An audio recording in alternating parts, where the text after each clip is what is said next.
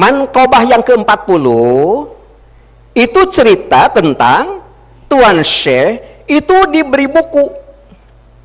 Makanya Abah sering menggambarkan orang yang sudah ditalkin zikir itu namanya murid. Hanya murid itu ada 3 macam. Yang pertama ada yang namanya murid padati.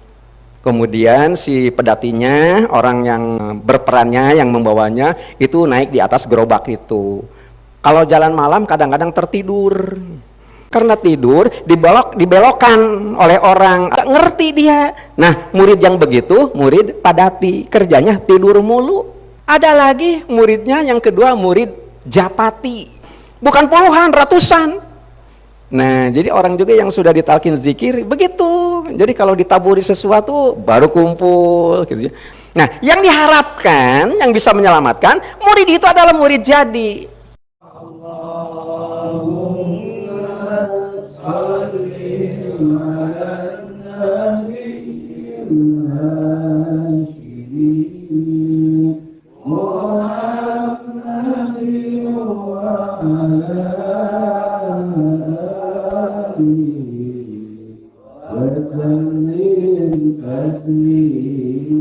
Bisa membawa satu dalam setahun seanak untuk dikuliahkan di Sekolah Tinggi Ilmu Dakwah agar segera menjadi Universitas Saifullah Maslul. Mohon kiranya para sepuh, para wakil talqin faham dan insya Allah ini adalah khidmah yang terbaik buat kita untuk pengarsa guru agung kita. Terima kasih. Assalamualaikum warahmatullahi wabarakatuh. Allahumma salli ala nabi Hashimi Muhammadin wa ala alihi wa sallim taslima.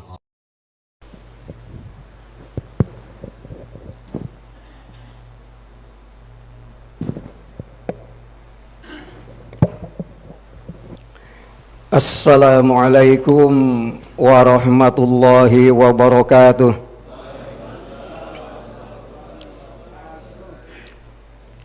Bismillahirrahmanirrahim. Alhamdulillahillazi ja'ala al-laila wan-nahar khilfatan liman arada ay yazzakkara aw arada syukura. Ashhadu an la ilaha illallah wahdahu la syarika lah, allazi khalaqal mauta wal hayata liyabluwakum ayyukum ahsanu amala. Wa ashhadu anna Muhammadan abduhu wa rasuluh da'iyan ilallahi biiznihi wa sirajan munira. Ilahi anta maksudi wa ridhaka matlubi, a'tini mahabbataka wa ma'rifatak wa a'tini ma'aka abada.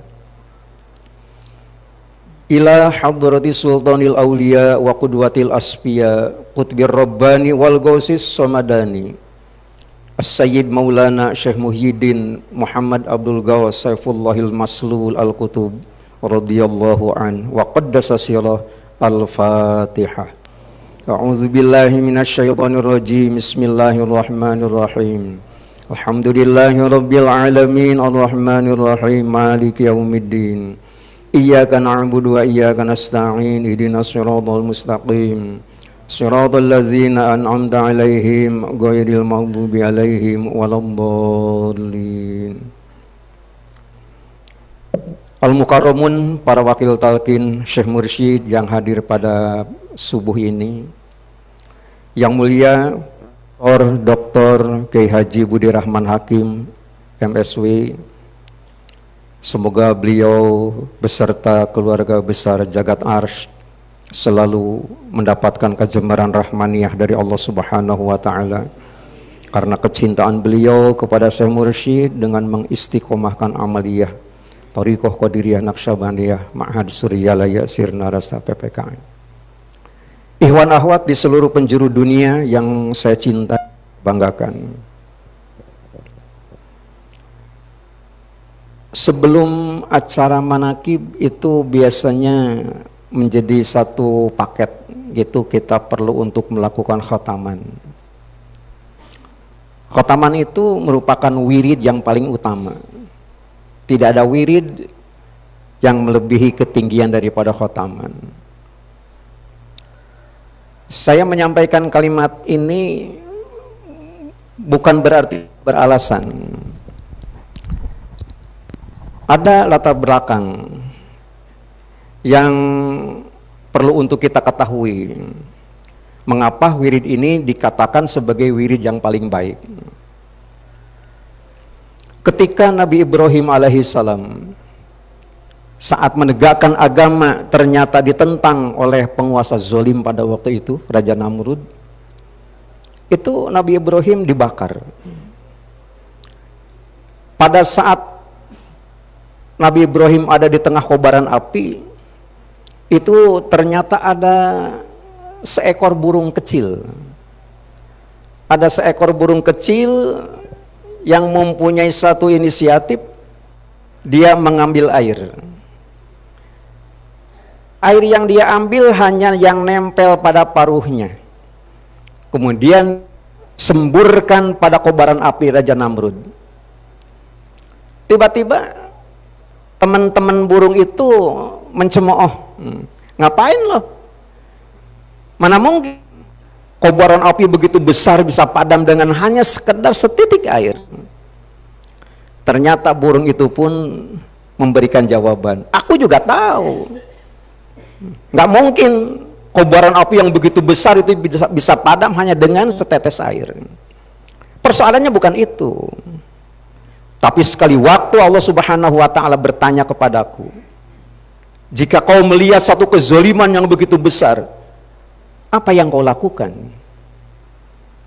Di sini burung kecil itu sendiri merasa ada satu kebanggaan. Padam tidak padamnya api itu bukan urusan dia, tetapi dia telah melakukan sesuatu yang meskipun menurut kebanyakan orang itu tidak ada manfaatnya sama sekali. Ternyata api itu bisa padam. Padamnya api itu diperintah oleh Allah Subhanahu wa ta'ala. Allah mengatakan, ya naru kuni bardan wassalaman ala Ibrahim. Hai api, bardan wassalaman, dinginlah kau, sejahteralah Ibrahim alaihissalam. Tidak banyak yang tahu apa yang dilakukan oleh Nabi Ibrahim alaihissalam pada saat dia sedang dibakar oleh kobaran api itu. Ternyata yang dibaca oleh Nabi Ibrahim adalah kalimat yang dicantumkan di dalam Al-Quran, hasbunallah wa ni'mal wakil. Kalimat itu yang kita wiridkan pada waktu kita khotaman. Makanya pada saat dilantunkan, hasbunallah wa ni'mal wakil, hasbunallah wa ni'mal wakil, hasbunallah wa ni'mal wakil, hasbunallah wa ni'mal wakil. Itu sebenarnya khotaman itu wiridan para nabi. Nabi itu bukan sembarang orang. Makanya apabila ada orang kemudian termasuk kita melakukan hal yang sama, itu juga nggak beda-beda amat. Meskipun kita bukan nabi. Tapi nilai daripada kalimat yang dibaca oleh Nabi Ibrahim, kita pun kebagian. Itu salah satu contoh. Dalam catatan sejarah kita juga mengenal Nabi Yunus alaihi salam. Nabi Yunus kan punya apa? Punya umat agak bandel lah gitu ya. Karena bandelnya sulit untuk dinasehati, akhirnya Nabi Yunus itu sendiri meninggalkan kaum. Nah, pada waktu meninggal kaum itu sendiri, dia akan menyelamatkan diri, naik perahu. Kita semuanya udah tahu cerita itu. Kemudian di tengah perjalanan, di tengah laut, perahu oleng. Nakoda hanya mengatakan, perahu ini oleng karena lebih muatan. Kalau kita ingin selamat sampai tujuan, harus ada yang dikorbankan satu. Harus ada yang dilemparkan ke laut. Begitu ditawarkan, ternyata nggak ada satupun yang mau. Nah, untuk menjunjung keadilan, bagaimana kalau kita undi saja? Diundi kayak arisan gitu. Ternyata yang keluar namanya Yunus. Semua penumpang kapal juga tahu Yunus itu nabi. Salah kali, diulangi sampai 3 kali. Setelah ketiga kalinya yang keluar nama Yunus, Yunus pun rela untuk dilakukan apa hasil daripada kesepakatan itu. Nabi Yunus itu dilemparkan ke laut, kemudian dimakan oleh ikan. Tetapi hidup. Nabi Yunus dilemparkan ke laut, kemudian dimakan oleh ikan. Dia ada dalam salasi zulalin, dalam 3 kegelapan. Kegelapan malam, kegelapan dasar laut, dan kegelapan perut ikan. Tetapi bisa hidup. Ada yang bercerita selama 3 hari 3 malam di dalam perut ikan. Mengapa bisa hidup begitu? Tidak banyak yang tahu. Nabi Yunus ternyata pada saat sedang ada di dalam perut ikan, yang ia baca adalah La ilaha illa anta subhanaka inni kuntu minaz zalimin. Dan itu pun dibaca oleh kita pada waktu kita melaksanakan khotaman. Jadi khotaman adalah amalan para nabi. Begitu. Belum lagi hal yang lainnya. Burung kecil saja bisa bangga karena ada yang harus dibanggakan pada dirinya. Kemudian ada seorang manusia akan memperoleh satu kebanggaan. Nanti di akhirat ada manusia itu dipanggil namanya oleh Rasulullah Shallallahu Alaihi Wasallam. Tidak tanggung-tanggung. Kita dipanggil sama RT aja kadang-kadang ada bahagianya. Panggil sama RW, dipanggil sama lurah, macam-macam lah gitu. Ini Rasul yang manggil di akhirat lagi. Tidak setiap orang itu dibisakan untuk berbicara. Apabila orang itu sebut saja namanya fulan, hai fulan, kesini. Si fulan ini langsung menghampiri Rasulullah Shallallahu Alaihi Wasallam. Belum lagi Rasul menyampaikan sesuatu, si fulan ini nanya, ya Rasul, dari mana kau tahu aku ini namanya fulan? Dengan penuh kebanggaan Rasul menyampaikan, siapapun yang membaca sholawat, aku mendeteksi siapa dia dan di mana dia membacanya. Ini rupanya selama hidupnya si fulan ini sering membaca sholawat begitu. Kemudian terdeteksi oleh Rasul sampai-sampai namanya dipanggil langsung. Itu si fulan. Kita sebagai ikhwan dan akhwat baca sholawat itu sendiri lebih dari 1 kali. Kalau untuk mengganti tawasul dari syekh apa itu paling tidak 3 kali 2 ujungnya, pertama dan belakangnya, itu sudah 6 kali berapa. Itu bacaannya bacaan sholawat. Jadi jangan dipandang enteng, kita pun sebenarnya sudah dibanggakan oleh Rasulullah Shallallahu Alaihi Wasallam.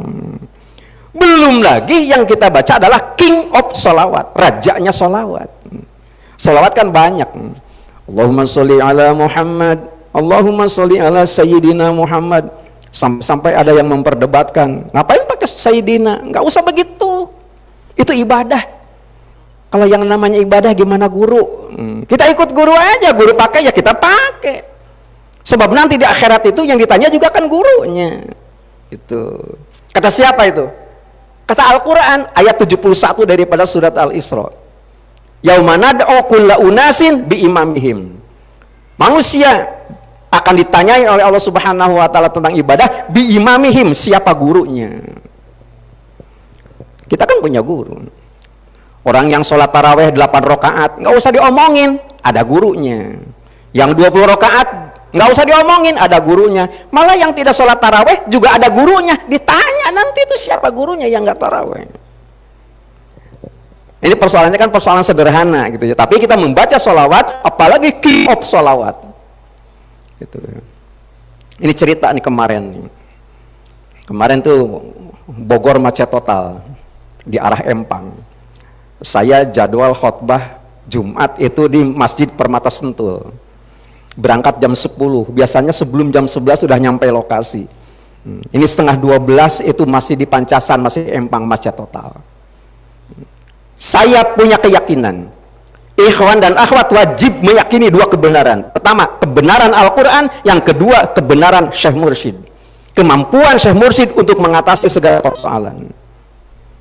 Saya hanya teringat setiap kali bertemu dengan pengersa Abah, kemudian saya pamit untuk melanjutkan pekerjaan saya, Abah selalu mengatakan, jangan lupa sholawat Bani Hashim. Seketika saya putar arah, nggak berhenti membaca salat Bani Hashim. 10 menit sebelum datangnya waktu salat Jumat, itu saya sudah sampai di lokasi. Tuh, kebenaran daripada kemampuan Syekh Mursyid di dalam mengatasi persoalan. Nah, jadi pada saat kita melaksanakan khotaman, kita pun sebenarnya sudah dibanggakan oleh Rasulullah Shallallahu Alaihi Wasallam.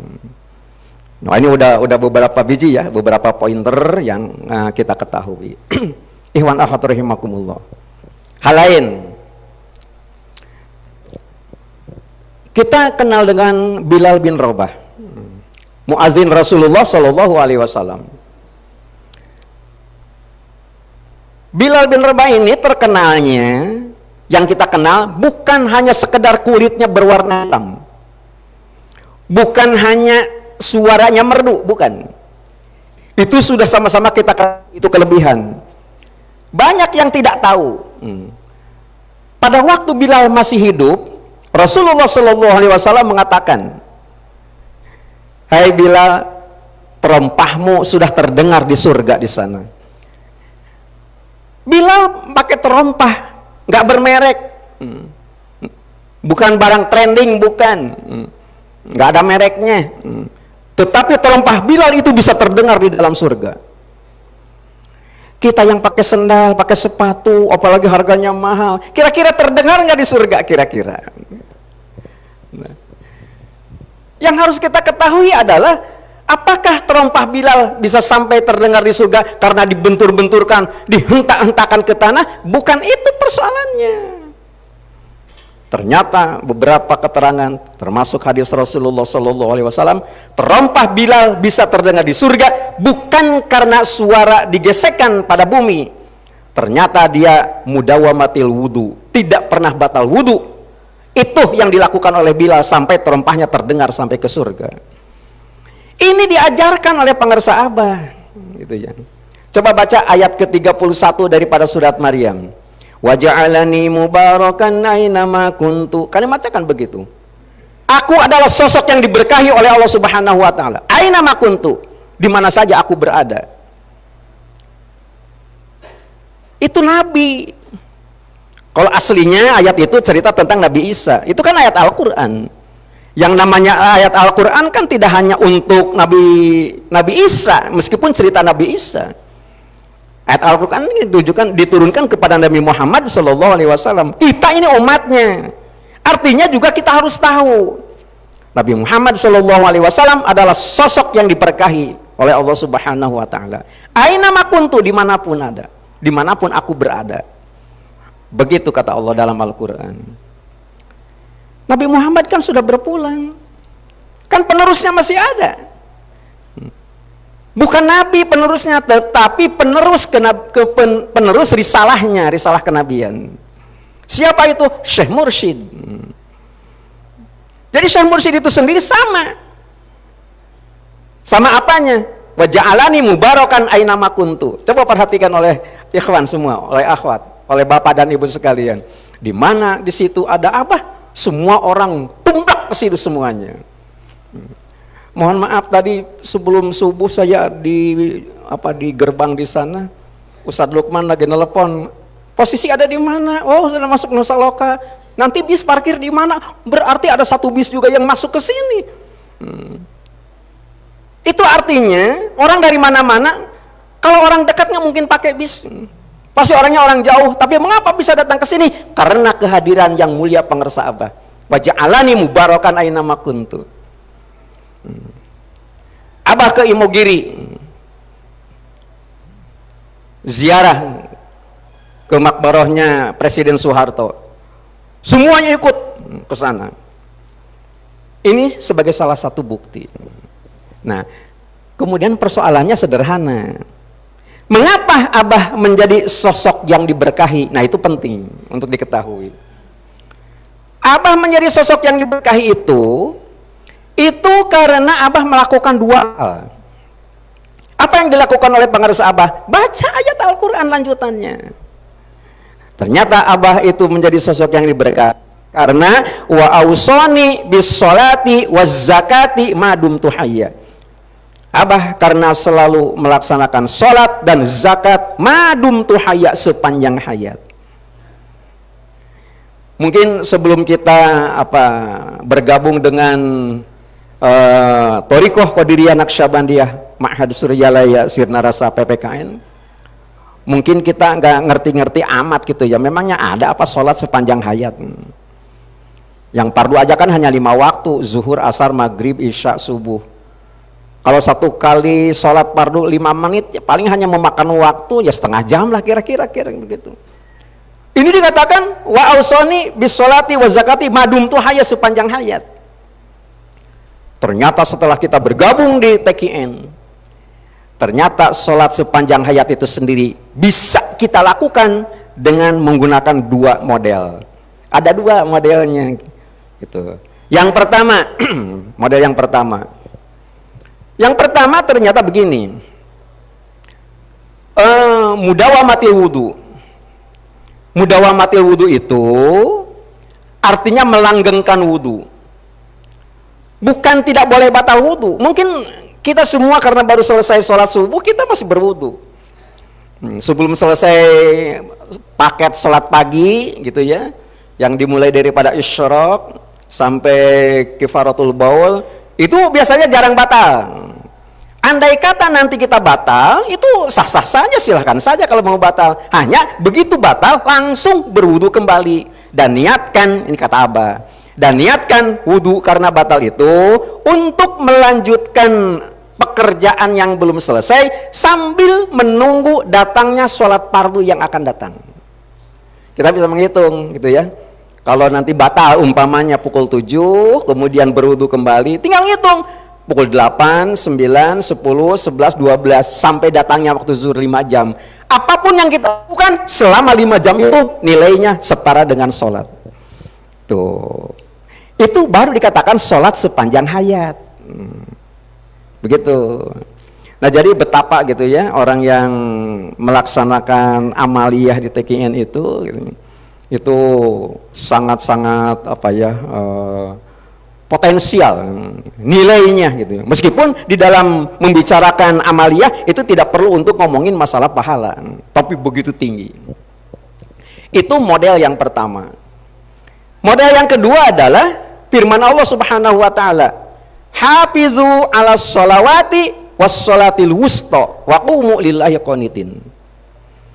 Perintah dari Allah Subhanahu wa taala dengan menggunakan kalimat bil amr, hafizu 'alas sholawat, peliharalah sholat-sholat kalian. Kemudian ditambah satu lagi, wassolatil wusta, dan sholat yang di tengah. Kita tinggal baca aja tafsir gitu, sholat tengah itu sholat apa. Yang namanya sholat tengah pasti ada di tengah-tengah. Yang namanya di tengah-tengah pasti ada di antara 2 sholat. Kalau ada di antara 2 sholat, mungkin semua sholat juga sholat tengah gitu. Zuhur adanya di antara subuh dengan asar. Kalau asar antara zuhur dengan maghrib, semuanya di tengah-tengah semuanya. Tetapi mengapa dipisahkan kalimatnya wassolatil wusta? Ternyata setelah kita berthoriqah, yang namanya sholatil wusta adalah sholat yang ada di dalam hati.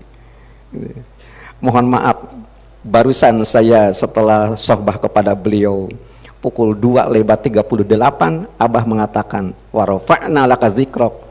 Allah Subhanahu wa taala rafa'na laka akan mengangkat derajatmu zikrak apabila zikir hobinya ternyata tiada henti. Barusan pukul 2:38. Luar biasa. Jadi meskipun kita hafal wa rafa'na laka dzikrak, wa rafa'na laka dzikrak, tapi ternyata fungsinya itu luar biasa. Gitu ya. Rafa'na laka, kami tingkatkan, kami naikkan derajatmu zikrak, tapi yang penting ini yang hidup. Sampai segitunya. Nah ini dikatakan sebagai apa? Sebagai bentuk mengapa acara ataupun wiridan khotaman itu sebagai wiridan yang paling baik, dan itu wiridan para nabi karena itu dilakukan oleh para nabi gitu. Ikhwan akhwat rahimakumullah, hal lain yang tidak boleh kita abaikan adalah memasuki bulan Muharram ini kan manqobah yang dibaca 2 ya, manqobah ke-39 dan manqobah yang ke-40 gitu ya. Semuanya udah tahu gitu materinya kan kita tiap hari juga manakiban. Meskipun tidak secara fisik hadiri satu tempat, ya tinggal buka HP, cari link, ada manakib online internasional. Malah satu hari itu sampai 3 kali, ada subuh, ada pagi, ada malam. Itu bukan masalah bisa tidak bisanya kita hadir di tempat manakiban, tetapi mau apa tidak kita mendengarkannya atau kita mengikutinya, itu persoalannya. Nah, untuk itu yang ingin saya sampaikan adalah mengapa gitu ya, ternyata memang manqobah ke-39 dan ke-40 itu begitu penting di bulan Muharram ini gitu. Gini, setiap datang tahun, datang bulan, datang minggu, datang hari, terus ke bawahnya, itu semuanya diberitahukan kepada Abah sebagai mursyid. Suka dan duka murid-muridnya itu diberitahukan kepada pengersa Abah. Orang semuanya udah tahu. Hanya karena Abah sebagai mursyid mungkin wajib ya hukumnya itu kitmanul masoib, dalam artian apa namanya, menyembunyikan ketidaknyamanan. Dulu saya sempat menyaksikan gitu ya, Abah melaksanakan ibadah sholat itu memakai kaos kaki. Ya, memakai kaos kaki. Saya nggak sempat ikutan pakai kaos kaki. Tapi beberapa wakil talqin yang selalu bersama dengan Abah itu, ini jangan-jangan sudah menjadi bagian daripada amaliyah mursyid. Jadi banyak para wakil talqin juga kalau sholat di belakang Abah itu memakai kaos kaki. Selang beberapa bulan Abah melepas kembali kaos kaki itu.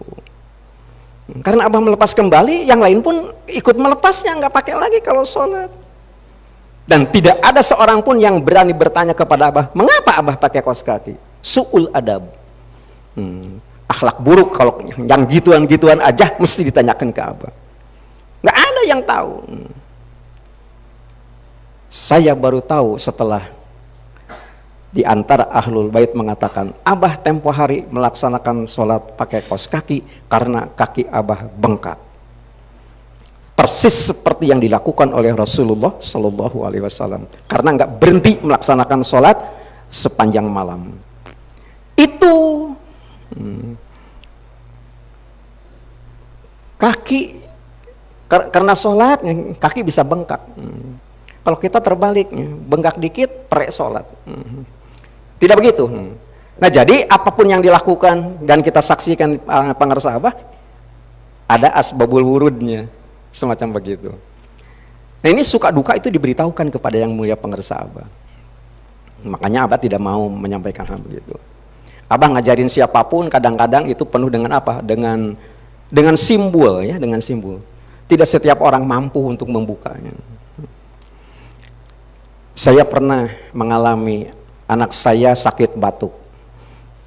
Saya datang kepada pengersa Abah membawa air kemasan botol di Latinos, manakib di Latinos. Saya ngomong kepada pengersa Abah, Abah mohon perkenan, anak saya batuk sudah 2 bulan.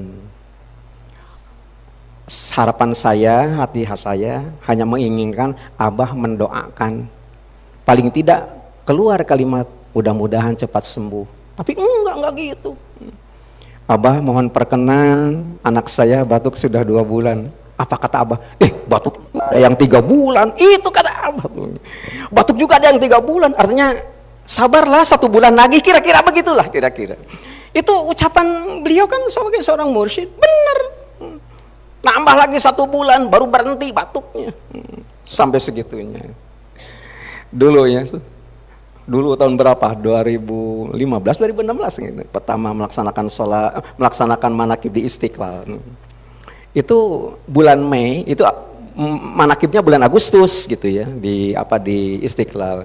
Bulan Mei Abah pada waktu manakib di Soreang di Masjid Muhammad Alwi di Habib Idan menyampaikan begini, Kalau satu orang wakil talqin membawa satu bis saja jamaah, itu halaman Istiqlal itu pasti penuh.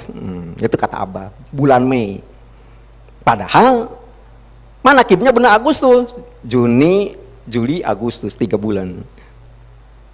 Begitu selesai acara manakiban, zikir begitu menggema, ternyata ketua panitia menyampaikan, alhamdulillah yang hadir pada pagi hari ini manakib di Istiqlal, bis yang parkir di halaman masjid sebanyak 102 buah bis.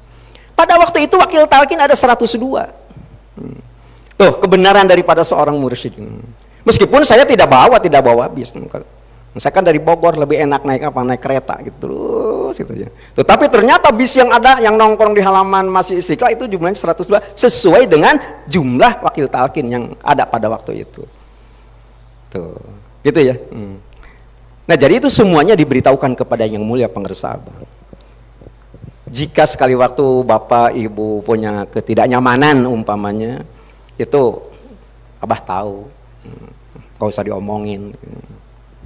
Itu yang manqobah yang ke-40 itu cerita tentang Tuan Syekh itu diberi buku.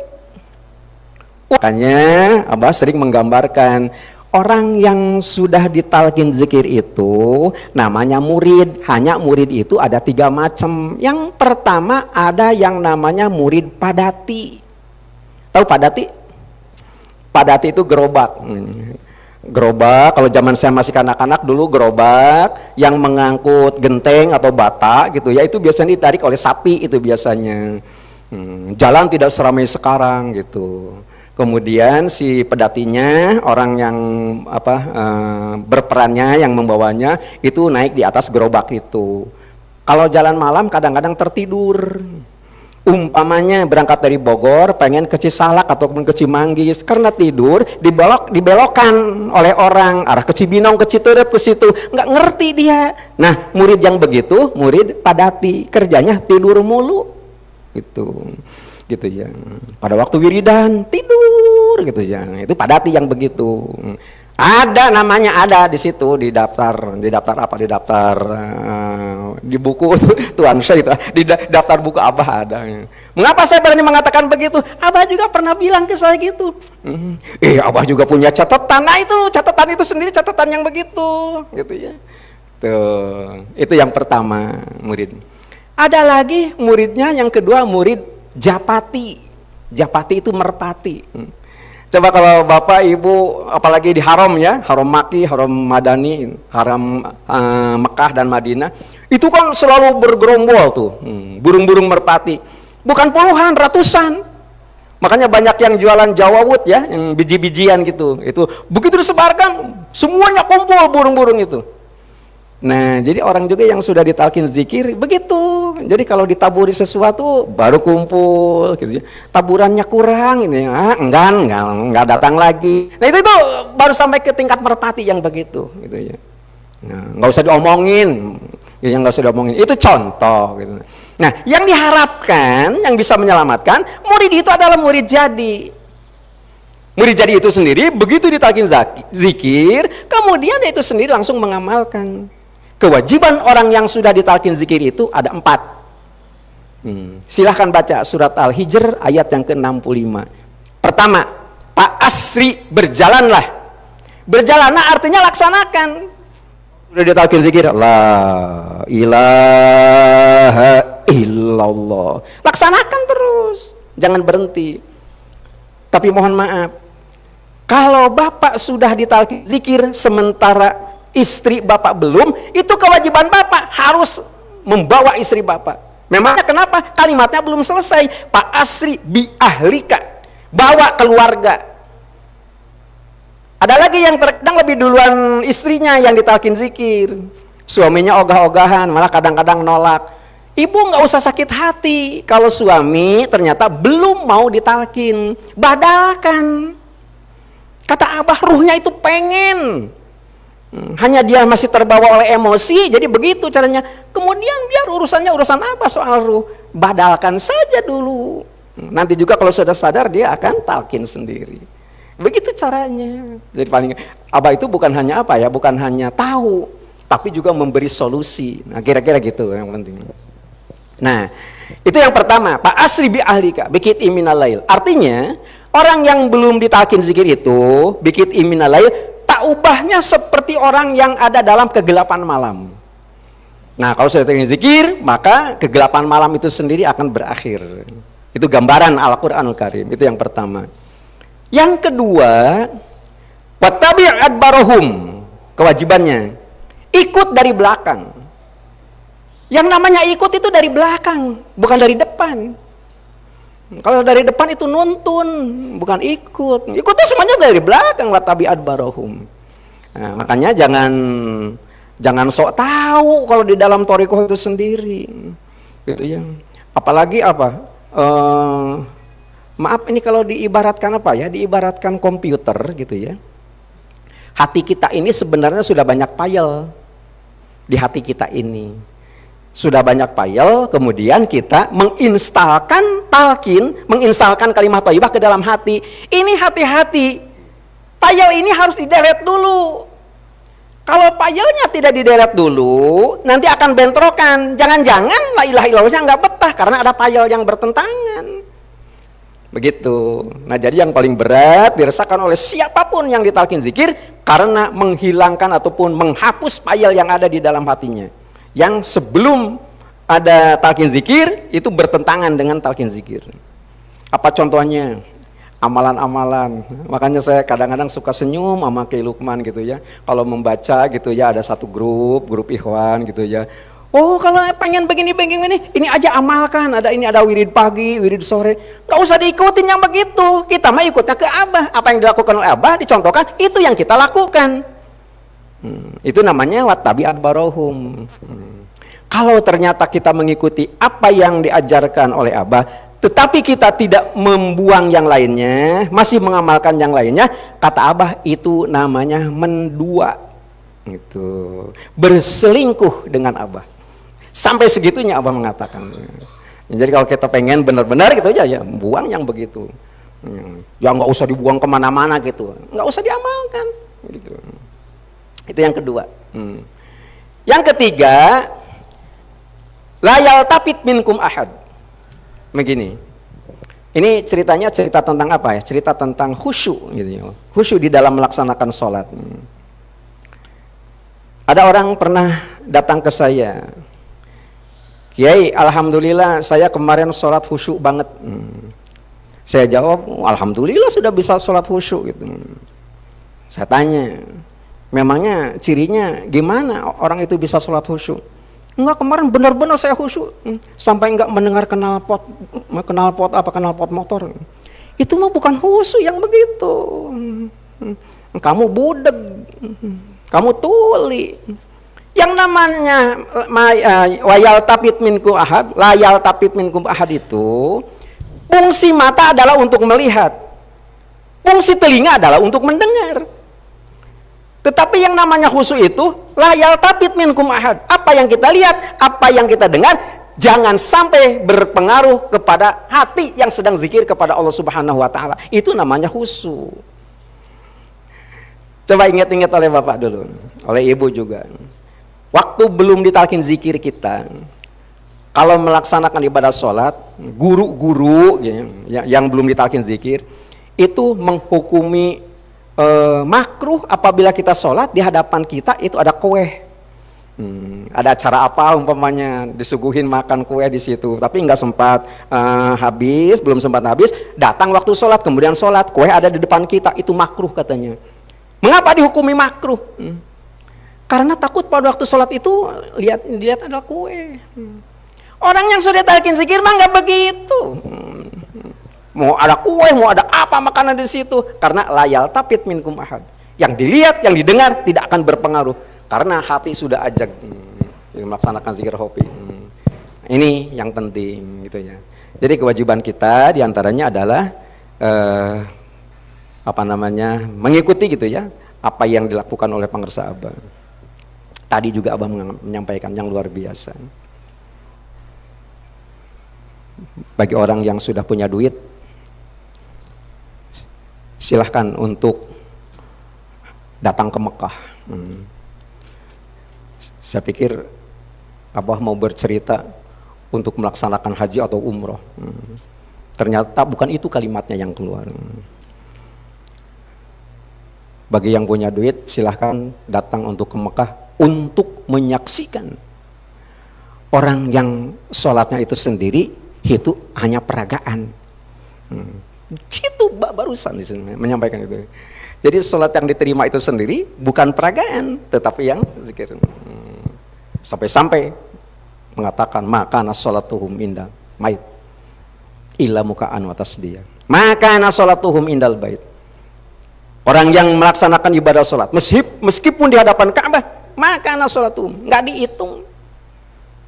Dianggap oleh Allah Subhanahu wa taala mukaan wa tasdiyah. Taubahnya seperti orang yang sedang bermain, bersiul, bertepuk tangan. Gitu. Nah ini yang ketiga, yang terakhir kewajiban kita sebagai ikhwan akhwat yang sudah dilakukan zikir adalah wamdu haitsu tu'marun. Artinya begini, kalau kita sudah meyakini ini adalah benar, maka ada kalimat semacam peribahasa gitu. La tu'akhir amalal yaumilal ghad. Jangan ditunda sampai besok. Lakukan mulai daripada sekarang. Gitu ya. Itu sama saja dengan kalau ada orang yang mau dilakukan zikir, jangan nunggu besok gitu ya. Memang kenapa? Sebab kesadaran biasanya suka datang terlambat. Apabila ajal sudah ada di tenggorokan, kemudian kemungkinan umur sudah tidak bisa diperpanjang, maka di situ biasanya kesadaran itu datang. Makanya setiap waktu orang yang mau ditalkin harus segera ditalkin zikir. Nah itu kalimat apapun, termasuk kita melaksanakan amalia, khotaman, kemudian manakiban, itu jangan ditunda-tunda, karena itu merupakan satu peluang besar bagi kita untuk diangkat derajat kita oleh Allah Subhanahu wa taala ke tempat yang lebih baik. Mungkin itu saja yang sempat kita bincangkan pada pagi hari ini. Meskipun tidak terlampau sistematis, mudah-mudahan bermanfaat bagi kita. Paling tidak kita bisa tahu apa yang harus kita lakukan dan apa yang harus tidak kita lakukan agar hari ini bisa lebih baik daripada kemarin. Kurang lebihnya mohon maaf. Wassalamualaikum warahmatullahi wabarakatuh. Assalamualaikum warahmatullahi wabarakatuh. Isyraq.